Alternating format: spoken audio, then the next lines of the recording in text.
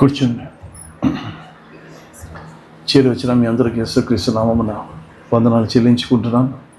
ముఖ్యంగా Robin, thanks, nice to see you. అదేవిధంగా ఎన్నో సవాళ్ళ మధ్యలో ఈ సన్నిధిలో నేను వాక్యంనిచ్చి బలపరిచి ఆయన శిలువ చాటున బాధ్యతలు నెరవేర్చి దానికి ఇచ్చిన చోటును బట్టి దేవునికి నా కృతజ్ఞతలు చెల్లిస్తుంటున్నా. యాక్చువల్గా ఈరోజు డానీ నేమే రావాల్సింది, అతనికి డ్యూటీ కుదరలేదు. రాయచూరు నుంచి గుంటకల్కి రావాల్సింది, గుంటకల్ నుంచి తోరణకల్కి వెళ్ళిపోయినాడు. సో నేను సిద్ధపడాల్సి వచ్చింది. ఏది ఏమైనా దేవుని చిత్తం. హల్లెలూయా. ఈస్టర్ అయిపోయి ఎన్ని రోజులు అవుతుంది? ఈస్టర్ రోజు నుంచి లెక్క.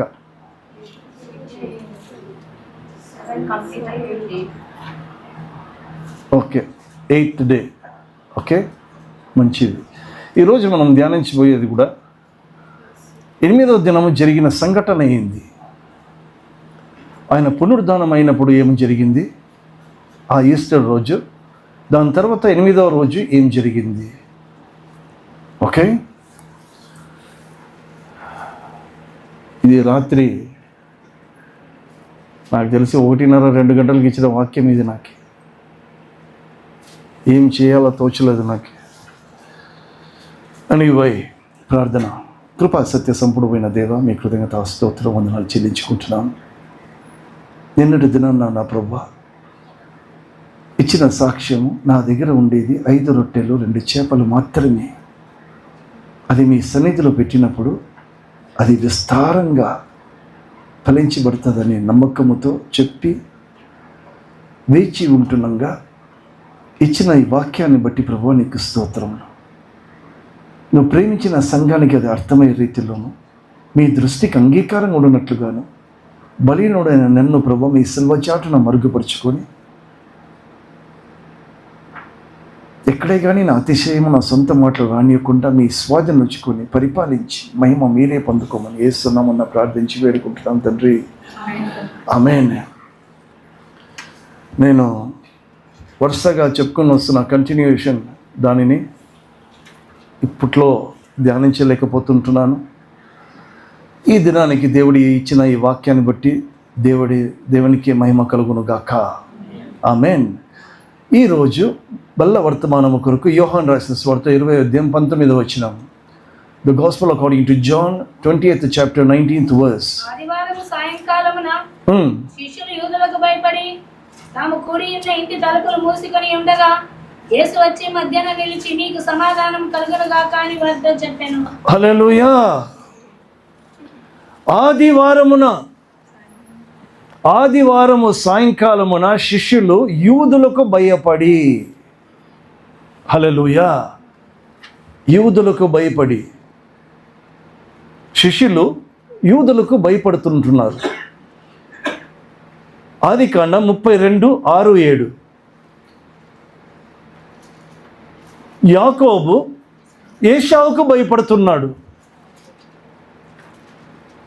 యాకోబు మిక్కిలి భయపడి తొందరపడి ఏశావు ఒక గుంపు మీదకి వచ్చి దాన్ని హతము చేసి, హల్లెలూయా. మోషే ఫరోకు భయపడి, నిర్గమకాండం 2వ అధ్యాయం 14-15. సమయం తక్కువ ఉంది, చెప్పుకుంటా పోతాను, వీలైతే తీసిన వాళ్ళు చదవండి. అప్పుడు అతడు అన్యాయము చేసిన వాని చూచి ఈవేళ నీ పొరుగు వాని కొట్టుచున్నావని అడగగా అతడు, మా మీద నిన్ను అధికారిగాను తీర్పరిగాను నియమించిన వాడెవడు? నీవు ఆ ఐగుప్తుని చంపినట్లు నన్ను చంపవాలని అనుకుంటున్నావా అని. హల్లెలూయా. అందుకు మోషే నిశ్చయముగా ఈ సంగతి బయలుపడని అనుకుని భయపడి. శిష్యులు అలలకు భయపడిరి. మత్తయి రాసిన సువార్త 8వ అధ్యాయం 25-26.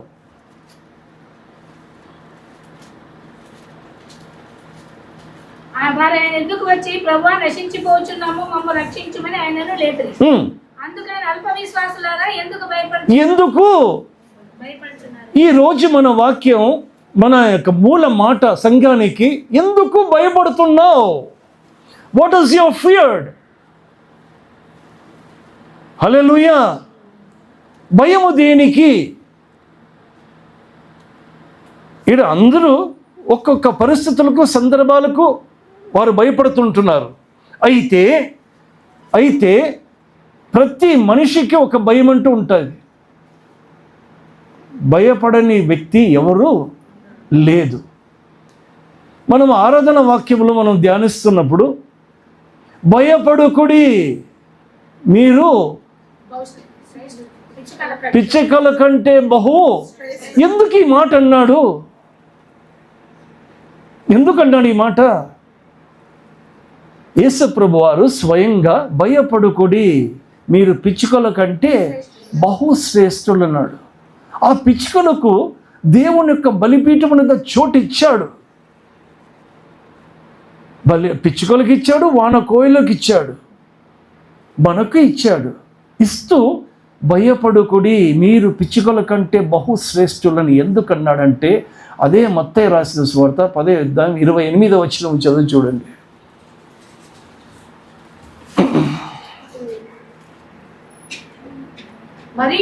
మరియు ఆత్మను చంపనేరక దేహాన్ని చంపు వారికి భయపడకుడి.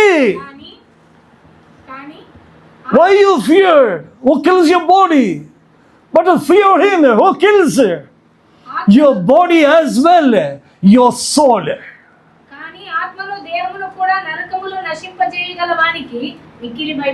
హల్లెలూయా. మన భయమంతా ఈ దేహాన్ని ఎవడో ఏమో చేస్తాడని, లేకపోతే ఈ దేహం ఏమో అయిపోతుందని, దీనికి ఎప్పుడు అలసట, ఆరాటం. హల్లెలూయా. ఏమి తిందుమా, ఏమి త్రాగుదుమా, ఏమి చేద్దామా, ఏమి ఆల్వేస్ ఎ క్వశ్చన్. ఈ క్వశ్చన్లకు ఎప్పుడైనా అది పరిస్థితులు, సందర్భాలు అనుకూలంగా లేనప్పుడు అవి ఎప్పుడు ఉండవు. పరిస్థితులు, సందర్భాలు ఎప్పుడు మనిషికి అనుకూలంగా ఉండవు. పరిస్థితులకు, సందర్భాలకు మనం అనుకూలంగా అయిపోవాలి. హల్లెలూయా. దానికి అనుకూలంగా మనం పోవాలంటే ఏదో భయం, జరుగుతుందా ఏమవుతుందో ఏమో. హల్లెలూయా. మనిషికి ఈ దేహాన్ని గురించి భయం. కానీ యేసు ప్రభు వారు అంటున్నారు, భయపడకుడి, మీరు పిచ్చుకల కంటే బహు శ్రేష్ఠులు. మీ దేహాన్ని ఎవడో చంపుతాడని, ఏదో అయిపోద్దని మీరు భయపడుతున్నారు, కానీ ఆత్మను, మీ దేహాన్ని రెండిటిని చంపేవానికి మిక్కిలి భయపడాలి. హల్లెలూయా. సామెతలు 9:10.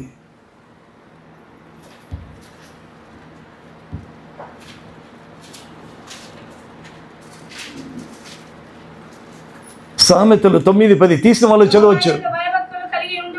యెహోవా యందు భయభక్తులు జ్ఞానమునకు మూలము. హల్లెలూయా.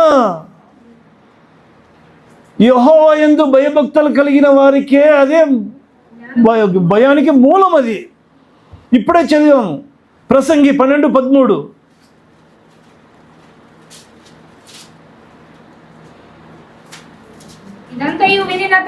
ఇది అంతయు వినిన తరువాత తేలిన ఫలితార్థము ఇదే, దేవుని యందు భయభక్తులు కలిగి ఆయన కట్టడలను అనుసరించి నడుచుకోవడమే భయం. ఆ విధినే దేవుని పట్ల మనము చూపిస్తున్న భయం, ద రెవరెన్స్, ద గ్రాటిట్యూడ్. హల్లెలూయా. ప్రాధాన్యత, శ్రేష్టమైనది, హృదయపూర్వకమైనది. అది దేవుని యొక్క భయము, భక్తి అనేది. ఇవి లేకపోతే భయము లేనట్టే అర్థం. హల్లెలూయా. మొదటి వాక్యంలోనే అన్నాను, ఈ లోకంలో మనం ఇవ్వాల్సిన ప్రాధాన్యత చక్కగా నెరవేరుస్తాం. దేవునికి వచ్చినప్పుడు ఆ భయము భక్తి అనేది కనపడడం లేదు. ఈ లోక సంబంధమైన కట్టడలు మన దేహాన్ని ఏమైనా చేస్తుందేమో కానీ ఆత్మను ఏమీ చేయలేడు గనక చేయలేడు. ఒక డిబేట్ నేను చూస్తున్నప్పుడు అన్నాడు, ఒకరిని చంపేసింటే ఒక క్రైస్తవుని ఇంకొక అన్యుడు వచ్చేసి ఏం చంపినావు అని చెప్పుకుంటున్నాడు. అంటే వాడు అంటున్నాడు, నువ్వు మనిషిని చంపగలిగినావేమో కానీ వాని ఆత్మను నువ్వు చంపగలవా?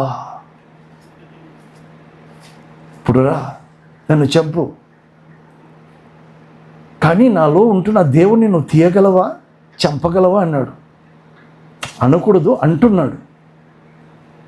దానిని ఎవరూ చంపలేరు, దాన్ని చంపేవాడిని ఒక్కడే, ఆయనకు భయపడాలి.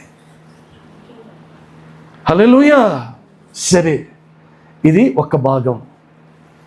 ఇది ఆదివారము సాయంకాలమున శిష్యులు యూదులకు భయపడి, మనము దేనికి భయపడాలి? ఆయన కట్టడలను అనుసరించి నడుచుకోవడమే దేవునికి భయపడడం అనేది. ఓకే, అది అలా ఉంది. రెండవది, తాము ఇంటి తలుపులు మూసికొని ఉండగా, ఆ సాయంకాలమున వాళ్ళు భయపడుతున్నప్పుడు తాము కూడి ఉంటున్న ఇంటి తలుపులు ఏమై ఉంటున్నాయి? మూసి ఉంటున్నాయి, మూయబడి ఉంటున్నాయి.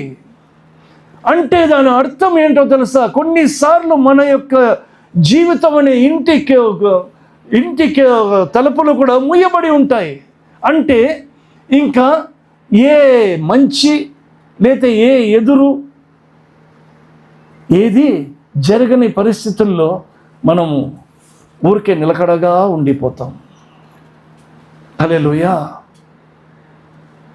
there's nothing any good is going to happen అనేది వచ్చినప్పుడు we'll just keep still.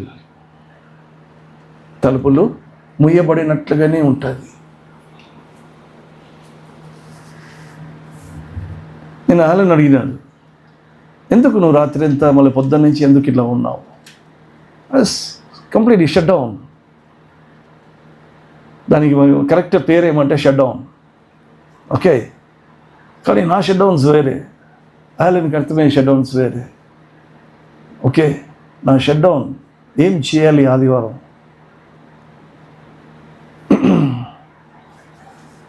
ఆ షట్ డౌన్ అయినప్పుడు, తలుపులు మూసి ఉన్నప్పుడు ఏదో అలా ఉండిపోతాం.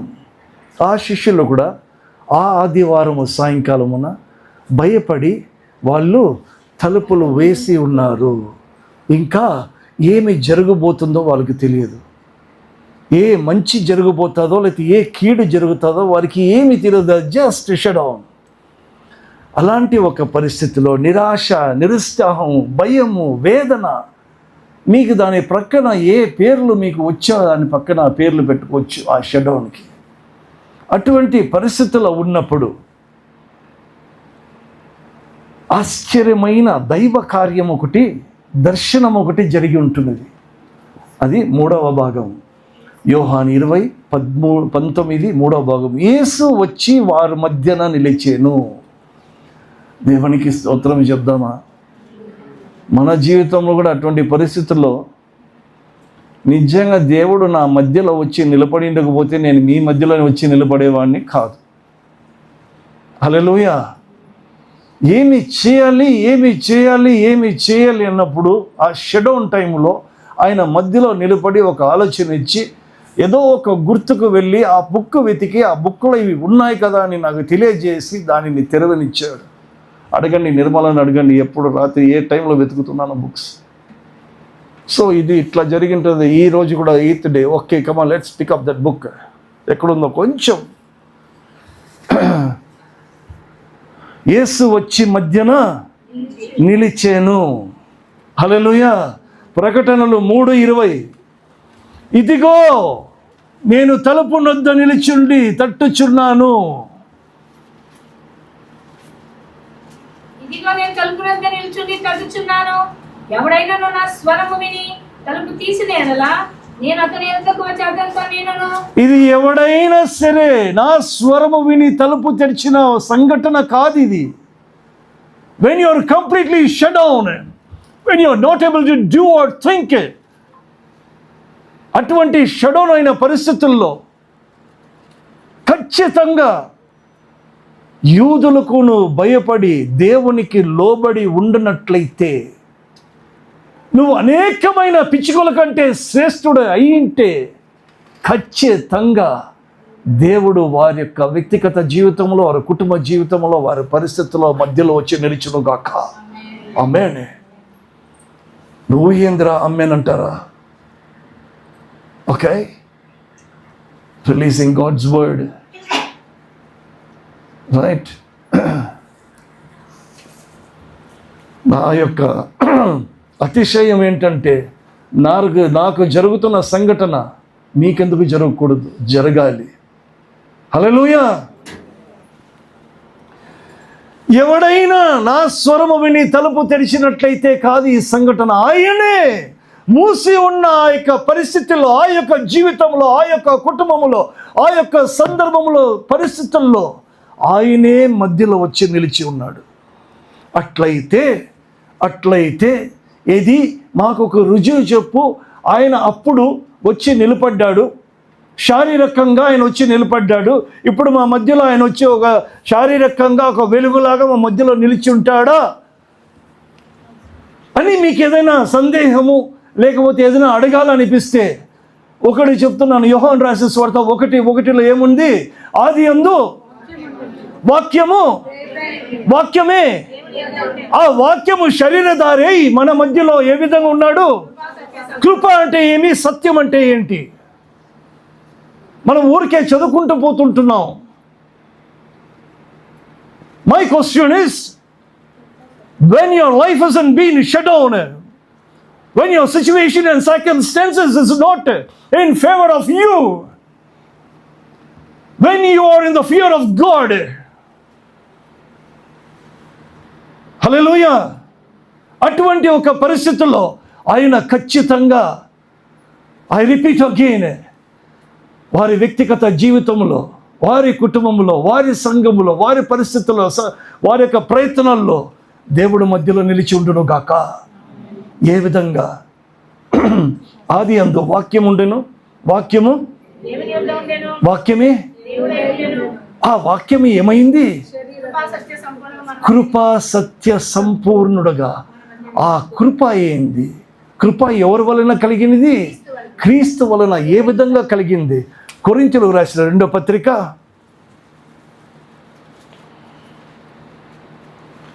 8:9.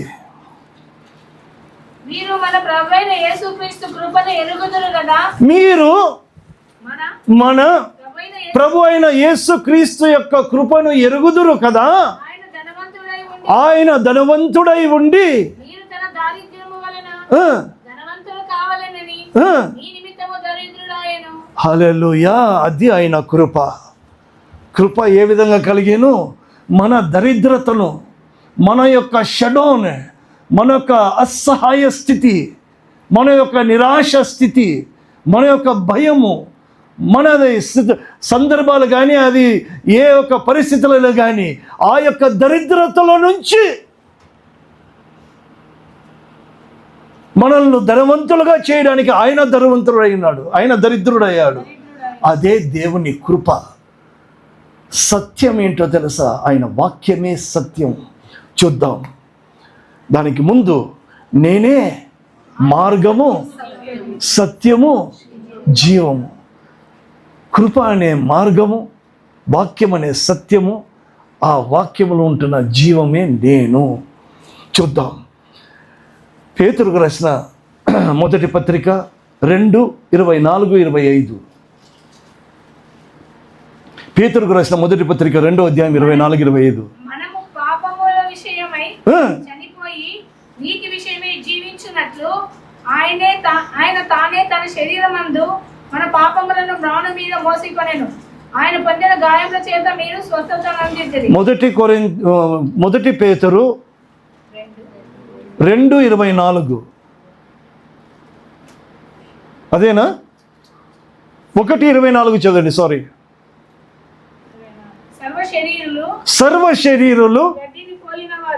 సర్వ శరీరులు గడ్డి పోలిన వారు,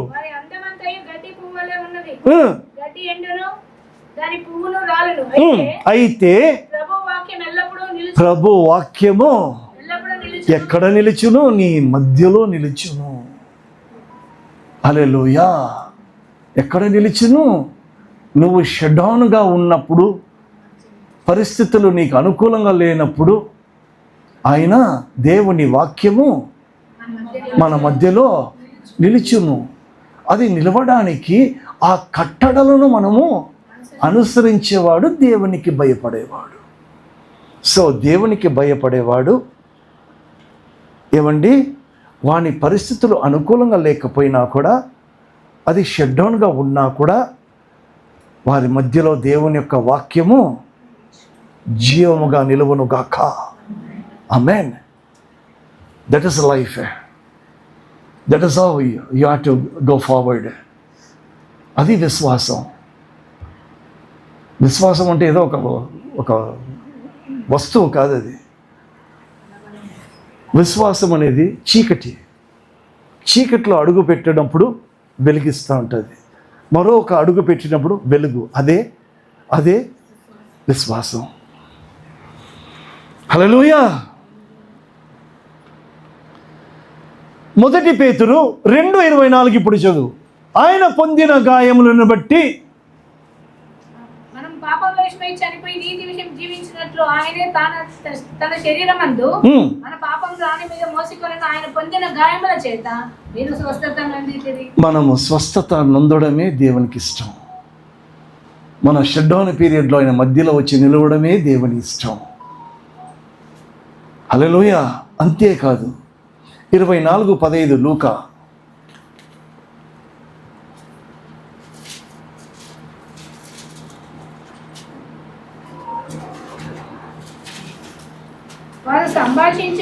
వారు సంభాషించుచు ఆలోచించుచుండగా తానే దగ్గరికి వచ్చి వారితో కూడా నడిచాను. నీ మధ్యలో నిలిచినవాడు నీ ప్రయాణంలో కొనసాగించబడేవాడు. ఎందుకు? నువ్వు అనేకమైన పిచ్చుకల కన్నా నువ్వు శ్రేష్ఠుడు. నీ ప్రాధాన్యత ఎవరికి? ఏ కట్టడలో నేను అనుసరిస్తుంటున్నాను?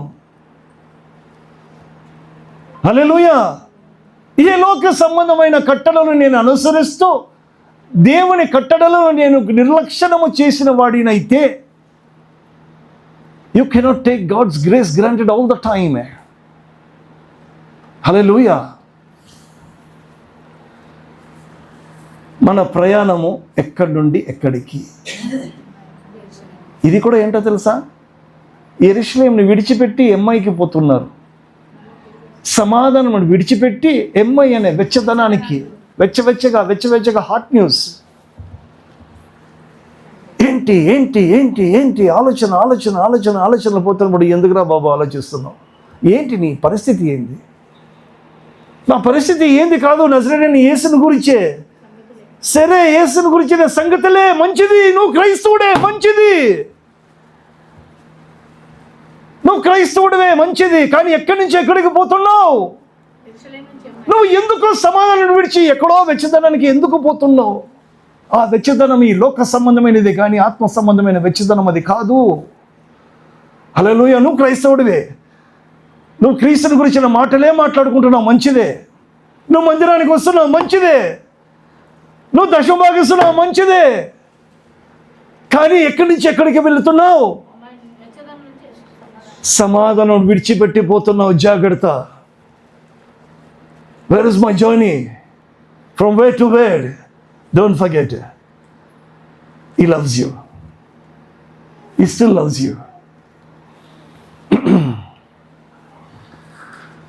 యేసు వారి మధ్యలో వచ్చి వారితో కూడా నడిచాను, వారితో కూడా వారి మధ్యన నిలిచాను. హల్లెలూయా. వారు అప్పుడప్పుడే అప్పుడప్పుడే వారి నాయకుడిని కోల్పోయిన పరిస్థితి. హల్లెలూయా. ఒంటరితనం, భయము, ఆవేదన అటువంటి పరిస్థితిలో వచ్చి నిలబడి ఆయన చెప్తున్న మాట ఏంటో తెలుసా? ఆ ఒంటరితనంలో ఉంటున్నప్పుడు ఆయన జ్ఞాపకం చేసుకుని వారి మధ్యలో ఎందుకు వచ్చాడటంటే 46:1 కీర్తనలు.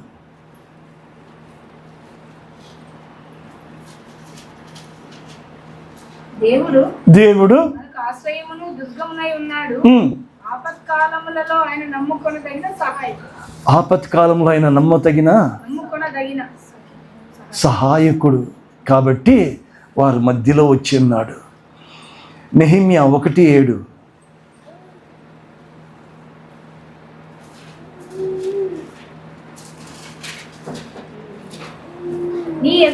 నీ ఎదుట బహు అసహ్యముగా ప్రవర్తించితిని. నీ సేవకుడైన మోషే సారీ, నెహెమ్యా కాదండి, నాహము.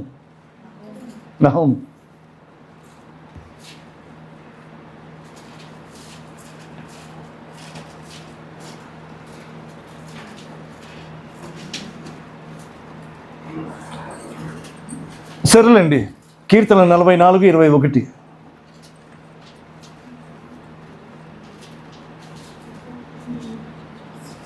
కీర్తన 44:21.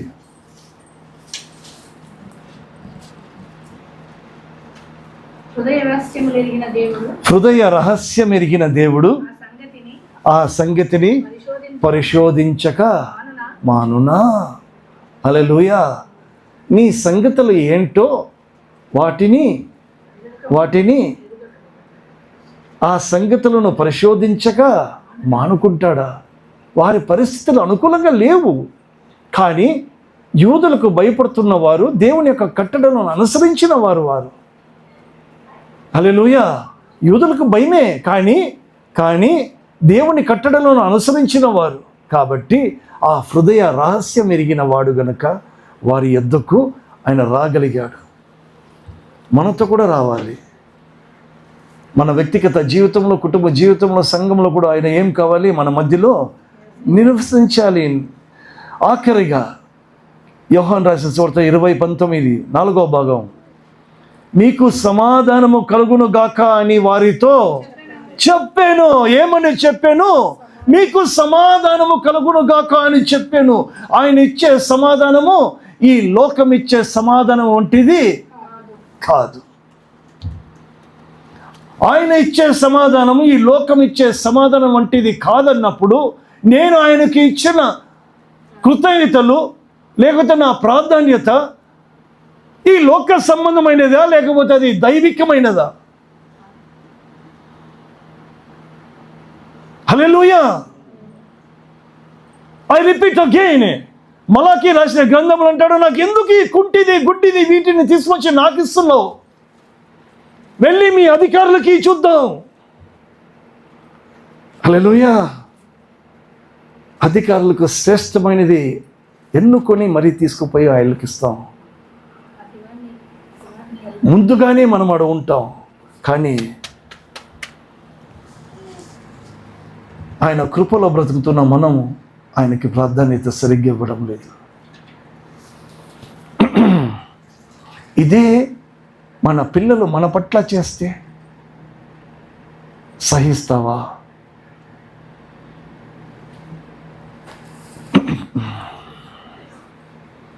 మొదటి కొరింథీ 14:33.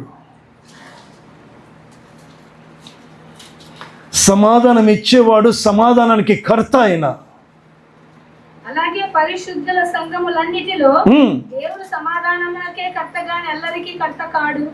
ఆయన సమాధానానికే కర్త గాని అల్లరికి కర్త కాదు. అటువంటి సమాధానం ఇచ్చేవాడైనా ఏమంటున్నాడు? మీకు సమాధానము కలుగునుగాక. కీర్తన 147:14.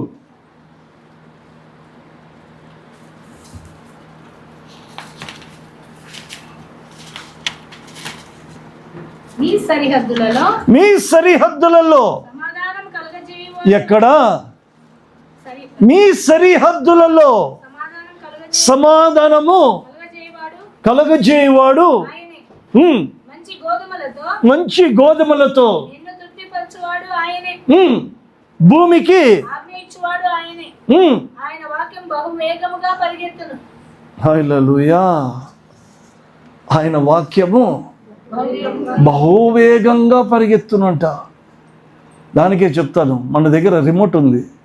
ఇప్పుడు ముందులాగా బ్లాక్ అండ్ వైట్ టీవీ కానీ ఆ డబ్బా టీవీలు కాదు మన దగ్గర ఉండేది. ఆండ్రాయిడ్ లేకపోతే సంథింగ్.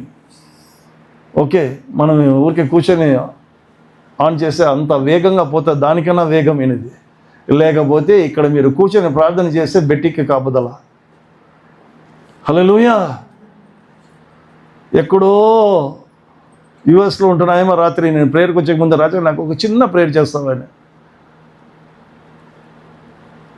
మనిషిని అంతే, ప్రార్థన చేయించేది ఆయన చేయించకపోతే నేను ఉండను. చేయిస్తున్నాడు, చేస్తున్నా, కార్యం ఆయన జరుగుతున్నాడు. మహిమ ఆయనకే కలుగును గాక.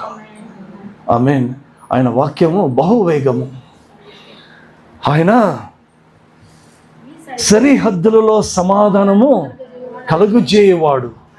I repeat again for your attention. మీ సరిహద్దులలో, ఐ రిపీట్ వన్స్ అగైన్, మీ సరిహద్దులలో సమాధానము కలుగు చేసేవాడు ఆయనే. కానీ ఆ సరిహద్దులలో, ఆయన సరిహద్దులలో ఒక వ్యక్తి లేడు. హల్లెలూయా. యోహాను రాసిన సువార్త 20:24. యేసు వచ్చినప్పుడు ఎందుకు లేడు? నువ్వు శిష్యుడే కదా.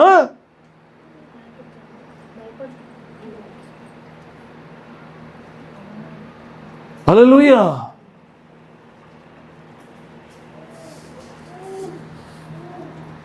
దిదుమ అనబడుతున్న, దిదుమ అంటే అర్థం ఏంటో తెలుసా? డబుల్ మైండెడ్, ద్విమనస్కుడు. అది మళ్ళీ చదువుతాం యాకోబుల పత్రిక లాస్ట్ చదువుతాం. అది ఆ యొక్క సరిహద్దులలో తోమా కనపడలేదు ఆయనకు. ఆ సరిహద్దులలో నేను కనపడకపోయింటే ఏం పోగొట్టుకునేవాడినో. ఈయన వచ్చినది ఎప్పుడో తెలుసా? 8వ దినాన్ని ఇప్పుడు రాబోతున్నాడు. ఇది ఇంకా ఆదివారంలోనే ఉన్నాం మనం. సరే, ఆయన వచ్చి చేసిన సంఘటనలు ఏంటి? మొదటిది 20:19. ఆదివారం సాయంకాలం శిష్యులు యూదులకు భయపడి తాము కూడి ఉన్న ఇంటి తలుపులు మూసుకొని ఉండగా యేసు వచ్చి మధ్యన నిలిచి ఉన్న ఆ యొక్క సందర్భాన్ని అతను పోగొట్టుకున్నాడు. హల్లెలూయా. రెండవది సంతోషము పోగొట్టుకున్నాడు. 20:20 యోహాను 20:20. ఆయన అలాగే చెప్పి వారికి తన చేతులను ప్రక్కన చూపగా శిష్యులు ప్రభువును చూచి సంతోషించారు. ఆ సంతోషముని పోగొట్టుకున్నాడు. 20:21 సమాధానమును పోగొట్టుకున్నాడు. మరలా మీకు సమాధానము కలుగును గాక అనే ఆ సమాధానమును పోగొట్టుకున్నాడు. అధికారమును పోగొట్టుకున్నాడు. 20:21 యేసు వల్ల మీకు సమాధానం కలుగును గాక, తండ్రి నన్ను పంపిన ప్రకారము నేను మిమ్మల్ని పంపుచున్నానని వారితో చెప్పాడు. అధికారం, తండ్రి నన్ను పంపిన ప్రకారము నేను మిమ్మల్ని కూడా పంపుచున్నాను. తర్వాత ఇంకేం పోగొట్టుకున్నాడు? పరిశుద్ధాత్మ యొక్క శక్తిని పోగొట్టుకున్నాడు. 20:22-23 ఆయన ఈ మాట చెప్పి వారి మీద ఊది పరిశుద్ధాత్మను పొందురి. మీరు ఎవరి పాపములు క్షమింతురో వారికి క్షమింపబడును, ఎవరి పాపలు మీరు నిలిచి నిత్తురో అవి నిలిచి ఉండునని వారితో చెప్పాను. ఇవన్నీ పోగొట్టుకున్నాడు. ఇప్పుడు ఒకటి చెప్తున్నానండి, ఆరాధనకు ఎంతమంది ఆరాధనలో రాకుండా ఎంతమంది ఆరాధనను పోగొట్టుకున్నారు? నేను మళ్ళా చెప్తున్నాను, మీకు ఏదైనా నిజంగా నో అదర్ గో అనే పరిస్థితి ఏమైనా ఉండి ఆరాధనకు రాకపోయి ఉంటే నేను ఏమి చేయలేను, దేవుడు కూడా ఏమి చేయడు. కానీ పోదాములే అనుకుని వస్తే మాత్రం చాలా పోగొట్టుకుంటాం. అది మనకి ఇప్పుడు తెలియదు, తర్వాత తెలుసుద్ది. హల్లెలూయా. ఎందుకు ఆరాధనకు రాలేదు? ఈ దినం ఆయనదే కదా, ఆయనదే కదా. ఆదివారం ఆయనదే. ఆదివారం సాయంకాలం ఆయన వచ్చాడు. పెందల కాడ ఆయన దర్శించడానికి వెళ్ళారు. మరి నేను ఎన్ని పోగొట్టుకుంటున్నానో, ఎన్ని వారాల నుంచి పోగొట్టుకుంటున్నాను, నా జీవితంలో ఎన్ని ఖాళీ పేజీలు ఉన్నాయో. That counts. It is not today attendance counts. It counts how many blank pages I have in my book. నా పుస్తకంలో ఖాళీ పేజీలు ఎన్ని ఉన్నాయో అవి లెక్కకు వస్తాయి. తోమ అయితే కొన్ని పోగొట్టుకున్నాడు. కారణం ఏంటో చూద్దామా? 20-25. కనుక తక్కిన శిష్యులు మేము ప్రభువుని చూచితిమి, మేము ఆరాధనలో ఉంటిమి, మేము ఆరాధన చేస్తిమి. అతడు నేను ఆయన చేతుల్లో చూచి నా వేళ్ళు నా చేయి నేను నమ్మనే. హల్లెలూయా. నేను ఆయన వచ్చిందే నీ కోసం. నిన్ను ధనవంతుడు చేసి ఆయన దరిద్రత పొందిందే నీ కోసం. కృపలో ఉండేదే, ఆయన కృప ఇచ్చిందే మన కోసం. నేను నమ్మనంటే హల్లెలూయా. యాకోబు రాసిన పత్రిక 1:6-7.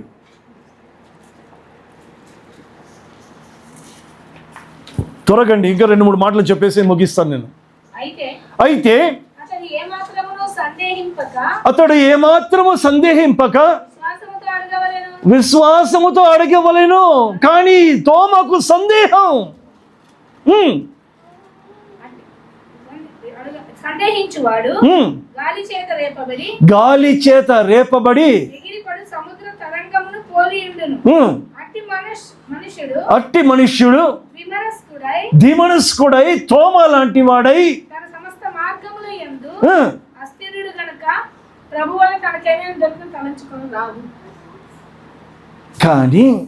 కానీ యాకోబు వాస్తవము రాశాడు, కానీ దేవుడు కృపను చూపిస్తున్నాడు.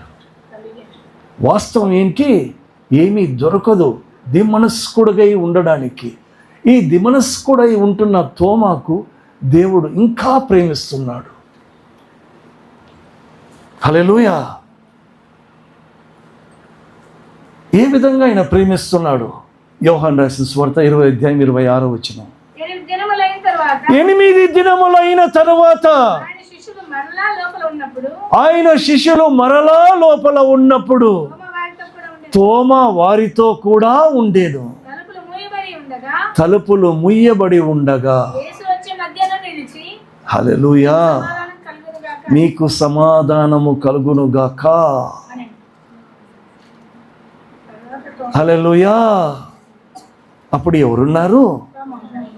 సమాధానం ఎందుకు పలికాడో తెలుసా? ఈ సమాధానము తోమాకి.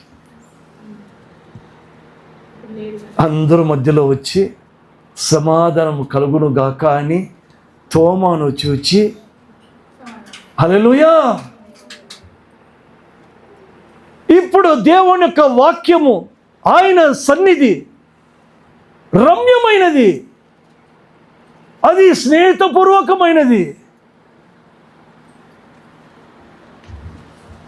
అది ప్రేమపూర్వకమైనది. దేవుని పట్టణమా,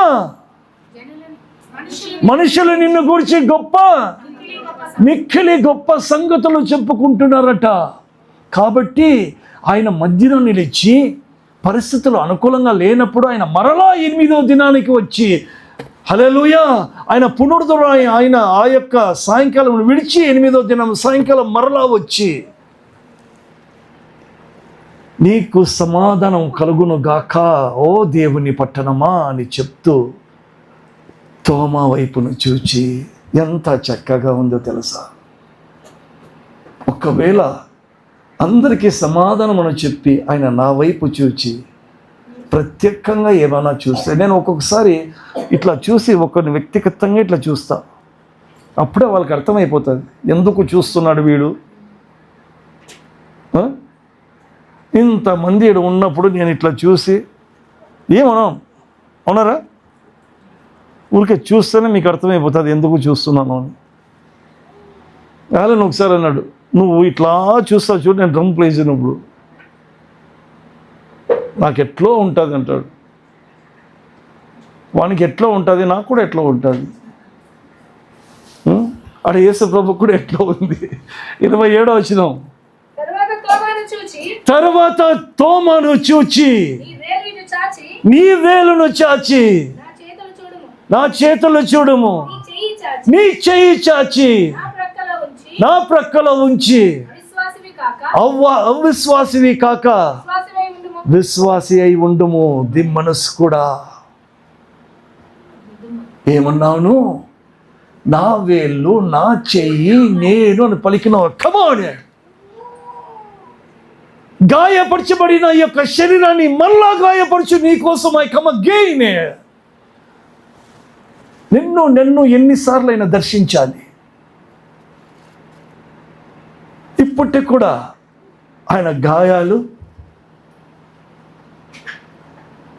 గాయాలు ఇంకా ఉన్నాయి. దానికి ఇది మన ఎదురుగా ఉంది. ఇది లేకపోతే ఇది ఉండదు. అవునా కాదా? ఇంకా ఎవరైనా సరే మనసు కూడా అయితే దాంట్లో చేయి వేయాలి. Is it not? Come on.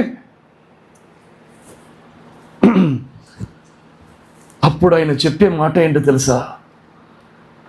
నా ప్రభువా, నా దేవా, నన్ను పరిపాలించేవాడిగా నాకు దేవుడుగా ఉంటూ ఇన్నాళ్ళు నీ పరిపాలనలో నేను ఉన్నా. I repeat again, you can be a disciple. Thomas was a disciple to Jesus. నీ పరిపాలనలో నువ్వు ప్రభువి, నా ప్రభువా, my Lord, I was your disciple. It's well, good. But I want you to be my God because it's only you can forgive me. Hallelujah. It's only you can forgive me. It's well, I was your disciple, my Lord. But being a God, forgive me. And he never turned back again. Hallelujah. ఆయనదే సమాధి Thomas Mount, Saint Thomas Mount, Chennai. Hallelujah. మరి ఆఖరిగా 29, యేసు నీవు నన్ను చూచి నమ్మితివి, చూడకుండా నమ్మినవాడు ధన్యులని చెప్పారు. చూడకుండా నమ్మినవాడు ఏం చేయాల? నన్ను జ్ఞాపకము చేసుకున్నట్టుకై దీనిని చేయడని చెప్పిన దేవుడి మాటను మనం వెనుకడికి ఆశ్రయించి దీవించును గాక. ఆమేన్. ప్రార్థన.